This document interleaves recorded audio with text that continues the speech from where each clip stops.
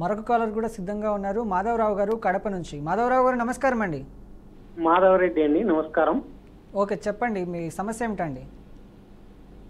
సమస్య అంటే 2014లో ఒక సర్వే నెంబర్లో వచ్చేసి భూమికి సంబంధించి ఒకరు, అంటే ఆ సర్వే నెంబర్లో ఉన్నటువంటి వాళ్ళలో ఒకరు ఎంఆర్ఓ గారికి లెటర్ పెట్టారు, మాకు మా భూమి తేల్చి చూపేయండి అని. అది ఆర్ఎస్ఆర్ కు డాక్యుమెంట్లకు ఒక 50 సెంట్లు తేడా ఉంది.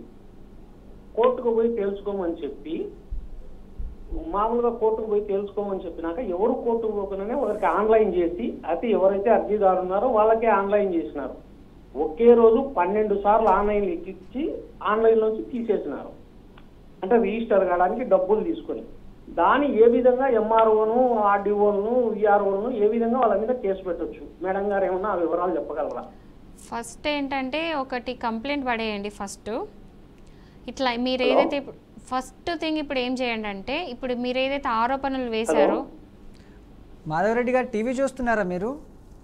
పక్కన ఉందా టీవీ? పక్క టీవీ వాల్యూమ్ మ్యూట్లో పెట్టండి, లేకపోతే టీవీకి దూరంగా వచ్చి మాట్లాడండి. నాకు ఎక్కడో ఉన్నా, దూరంగా ఉన్నా. వినిపిస్తుందా మరి నేను చెప్పేది? మేడం మాటలు వినపడుతున్నాయండి? లేదు, వినపరాలే. నేను చెప్పేది వినిపించట్లేదా? మాధవరెడ్డి గారు చెప్పండి. మేడం మాటలు వినపడట్లేదా అండి? వినపడ్డంలే.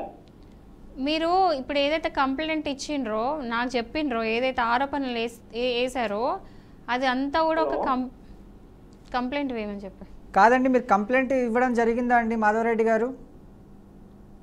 ఇచ్చినాం, ఆర్డీఓలకు ఇచ్చినాం, అందరికి ఇచ్చినాం, ఎస్పీ గారికి కూడా పెట్టినాం.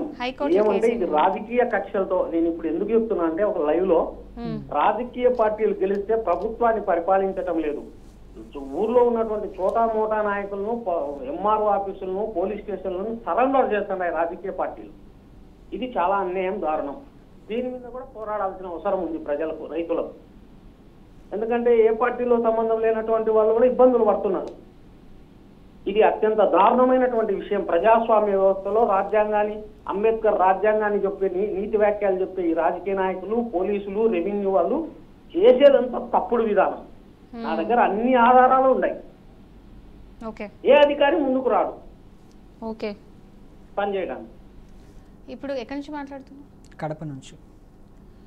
ఫస్ట్ థింగ్ ఏంటంటే, అంటే వాళ్ళకి వినిపిస్తుందా లేదా నాకు తెలియదు, కానీ ఏదైతే ఇప్పుడు కంప్లైంట్స్ ఆల్రెడీ ఇచ్చినా అన్నారో, పొలిటికల్ పార్టీస్ ఇన్ఫ్లుయెన్స్ వల్ల ఇవన్నీ జరుగుతున్నాయి, ఇలాంటివి అవుతున్నాయి అని మీరు చెప్పేది 100% రైట్, నేను ఒప్పుకుంటా. బట్ స్టిల్ జ్యుడిషియర్ అనేది ఉంది. అంటే జ్యుడిషియర్ అంటే ఏంటంటే స్టిల్ కోర్ట్స్ అనేటివి ఉన్నాయి. కోర్ట్స్ ఉన్న తర్వాత కూడా మీకు న్యాయం జరగట్లేదు అంటే మాత్రం నేను ఒప్పుకోను. ఎందుకంటే కంప్లైంట్ మీరు ఇచ్చిండ్రు, ఊకున్నారు, అక్కడ న్యాయం జరగలేదు, అక్కడికే మీ పోరాటం ఆపడం తప్పు. అక్కడికి ఆగిపోతే మీ న్యాయం ఎక్కడ నుంచి జరుగుతుంది? అక్కడ నుంచి వచ్చి హైకోర్టులో మీరు కేసు వేసిన తర్వాత హైకోర్టు నుంచి న్యాయం జరగనప్పుడు అప్పుడు మాట్లాడండి. సో జ్యుడిషియర్ అనేది ఇంకా ఉంది, కోర్ట్స్ ఉన్నాయి, జడ్జిలు ఉన్నారు, మీకు న్యాయం జరుగుతుంది. ఆ కంప్లైంట్ ఏదైతే మీరు ఆర్డీఓ ఆఫీస్లో ఇచ్చింది, కలెక్టర్కి ఇచ్చింది, ఆ కంప్లైంట్ బేస్ చేసుకొని వాళ్ళు కనీసం యాక్షన్ కూడా తీసుకుంటారని చెప్పేసి వెళ్ళి హైకోర్టులో రిట్ అయ్యండి.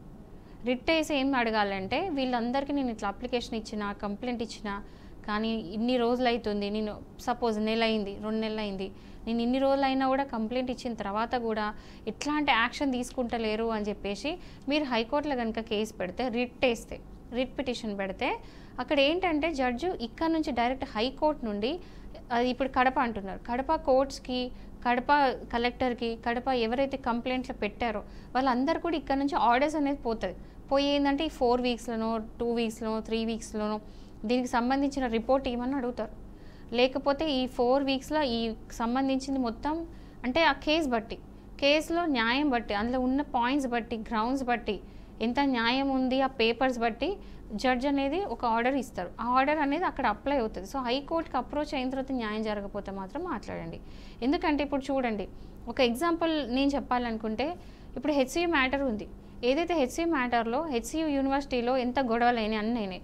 సో ఇక్కడ నుంచి సీఎం వెళ్ళి కేసు వేసినా, సుప్రీంకోర్టు నుంచి ఆర్డర్స్ తెచ్చుకున్న, ఇన్ని తెచ్చుకున్నా కూడా అల్టిమేట్లీ పొలిటికల్ పార్టీ మీద జ్యుడిషియరీ గెలిచింది. ఎట్లా అంటే, ఇప్పుడు రేవంత్ రెడ్డి సీఎం అయినా కూడా హెచ్సియు అంతా ఆక్యుపై చేసుకొని అది కమర్షియల్ పర్పస్కి అమ్మేద్దామని చూసినా కూడా ఇంత అయిన తర్వాత పబ్లిక్ ఎప్పుడైతే అజిటేట్ చేసి పబ్లిక్ ముందుకు వచ్చి ఇట్లాంటిది జరుగుతుందని చెప్పేసి మొత్తం ప్రజలకి తెలిసేటట్టు చేసిన తర్వాత సుప్రీంకోర్టు సుమోటో ముందుకు వచ్చి దీంట్లో కేసు టేకప్ చేసి ఆర్డర్స్ ఇచ్చారు. రేవంత్ రెడ్డి సీఎం అయినా సరే ఎవరైనా సరే పక్కగా జరగకపోండి, దాన్ని ముట్టను ముట్టద్దు.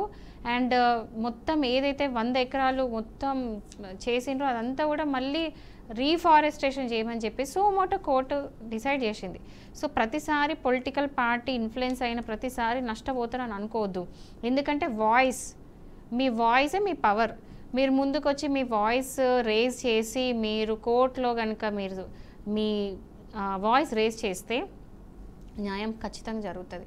ఊర్లో కూర్చుని నేను కలెక్టర్కి ఇచ్చిన ఈడీకే అంటే నీకు తప్పు అంటున్నా, నేను కరెక్ట్ అనట్లేదు. ఈవెన్ కలెక్టర్కి ఇచ్చిన తర్వాత కూడా మీకు న్యాయం జరగకపోవడం అయితే ఖచ్చితంగా తప్పే.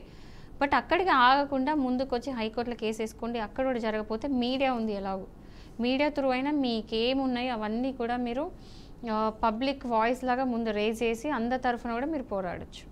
ఓకే, మరొక కాల్ కూడా సిద్ధంగా ఉన్నారు. పద్మావతి గారు విజయవాడ నుండి. పద్మావతి గారు నమస్కారం అండి.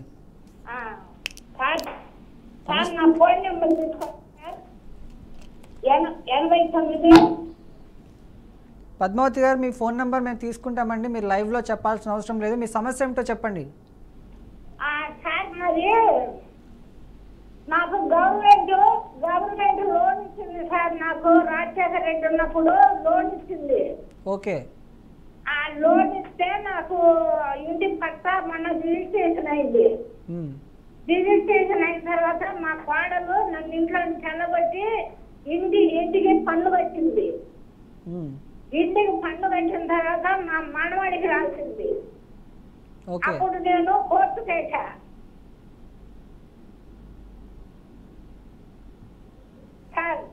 పద్మావతి గారు చెప్పండి, వింటున్నాం. అది నేను కోర్టు చేశా.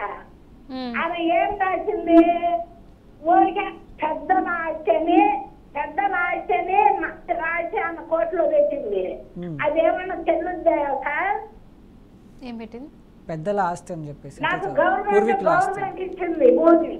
ఓకే, మీ దగ్గర సాక్ష్యం ఉందా? గవర్నమెంట్ భూమికి ఇంటి పట్టా రిజిస్ట్రేషన్ చేయించింది. ఇప్పుడు గవర్నమెంట్ మీకు రిజిస్ట్రేషన్ చేసి ఇచ్చిన పట్టా మీ దగ్గర ఉందా లేదా? నా దగ్గర పట్టా ఉంది, లోన్ ఇచ్చిన కాగితం అన్నీ ఉన్నాయి. ఓకే, మీరు కోర్టులో కేసు వేసుకోవచ్చు. కోర్టులో కేసు కోర్టులో కేసు వేసారు కదా ఆల్రెడీ? వేసాను. ఓకే, ఏం జరుగుతుంది మరి ఇప్పుడు కోర్టులో? ఏ స్టేజ్లో ఉంది? ఏం జరుగుతుంది? ఇల్లు ఖాళీ చేయమని కోర్టు కాగితాలు పంపింది మేడం. కాగితాలు పంపిన తర్వాత ఆయన మళ్ళీ ఏం చేసింది, నేను పట్టుకున్నాను ఇల్లు వేసింది. ఏమేసి? అది నేను ఇల్లు పెట్టే ఆమె నేను ఇల్లు పెట్టినానని వేసింది. మీ దగ్గర ప్రూఫ్స్ ఉన్నాయి కదండి ఆల్రెడీ? అన్ని ఉన్నాయి. మీ దగ్గర లోన్ ఇచ్చింది ఉంది, 10,000 కట్టింది ఉంది, పట్టా ఉంది, రిజిస్ట్రేషన్ ఉంది, మొత్తం అన్ని ఉన్నాయి. ఓకే, మీ దగ్గర అన్ని పట్టాలు అవన్నీ ఉన్నప్పుడు మీరు కోర్టులో వేసిన తర్వాత కోర్టు నుంచి ఆర్డర్స్ పోయినా లేదా మీ కోడలికి ఇల్లు ఖాళీ చేయమని చెప్పి? ఇల్లు ఖాళీ చేయమన్నది. మరి ఎందుకు చేయట్లేదు? ఖాళీ చేయమంటే లాయర్ పెట్టుకుంది. ఏం పెట్టుకుంది? లాయర్ పెట్టుకుంది. కోర్టు జరుగుతుంది. అపీల్ కేసినట్టున్నారు మళ్ళీ. ఓకే, సో అపీల్ కేసు ఏంటంటే అక్కడ కూడా మీకే న్యాయం జరుగుతుంది, మీరేం టెన్షన్ తీసుకోకండి. ఎందుకంటే మీ దగ్గర న్యాయంగా మీ గవర్నమెంట్ మీకు ఇచ్చింది, గవర్నమెంట్ మీ పేరు మీద డైరెక్ట్ రిజిస్ట్రేషన్ చేసి ఇచ్చింది, మీ దగ్గర సాక్ష్యం ఉంది కాబట్టి అది మీ ఇల్లే. మీ కోడలికి అది ఏమంటారు తాతల ఆస్తిలాగా కన్సిడర్ చేయడానికి లేదు. ఆ తాతల ఆస్తి కాదు, తాతల ఆస్తి ద్వారా మీ మనవనికి ఇచ్చేది కూడా లేదు. అది మీ ఆస్తి కాబట్టి అది మీదే అవుతుంది. సో మీ దగ్గర సాక్ష్యం క్లియర్గా ఉంది కాబట్టి ఈవెన్ ఆమె అప్పీల్కి వెళ్ళినా కూడా, అంటే పెద్ద కోర్టుకి, చిన్న కోర్టు నుంచి పెద్ద కోర్టుకి పోయినా కూడా ఆ పెద్ద కోర్టులో కూడా మళ్ళీ మీకు అనుకూలంగానే ఆ కోర్టు కేసు అనేది ఉంటుంది.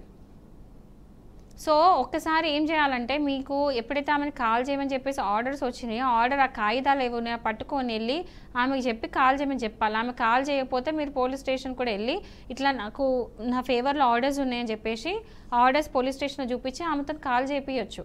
లేదు అట్లా కూడా వింటలేదంటే మళ్ళీ వెళ్ళి మీరు జడ్జి గారిని మళ్ళీ మీరు అర్జీ పెట్టుకోవచ్చు, ఇట్లని కాల్ చేయమన్నా ఇంకా కాల్ చేస్తలేదని చెప్పేసి. సో అప్పీల్కి వెళ్ళినా కూడా మీరు ఈ లోవర్ కోర్ట్ ఏదైతే ఆర్డర్స్ ఉన్నాయో ఫస్ట్ చేయించుకోండి, ఎగ్జిక్యూట్ చేయించుకోండి, దానికి ఈపీఎల్ అని వేయొచ్చు. సో బేసికల్ ఏంటంటే అడ్వకేట్ని కలిస్తే కరెక్ట్గా ఇంకా క్లియర్గా సజెషన్ ఇస్తారు.